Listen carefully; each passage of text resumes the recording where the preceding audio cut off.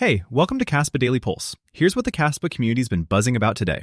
First big thing, Kasta Messenger got a lot of hands-on chatter. People were actively testing it, sending funds, sharing addresses, and doing little handshake tests.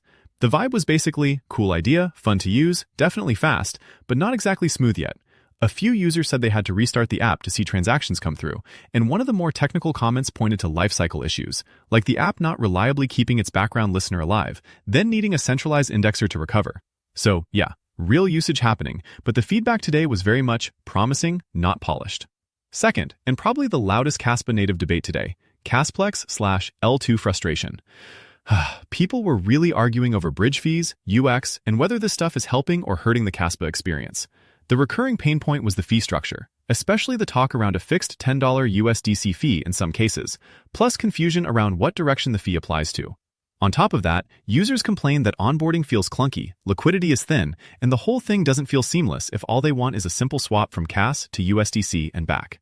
There was also a strong philosophical split, some saying permissionless means let people build, and others basically saying, I hate trusting extra layers on a permissionless network. Third highlight, sentiment flipped more upbeat because the market turned green. The room was full of Bitcoin pump energy, a lot of Bitcoin spam.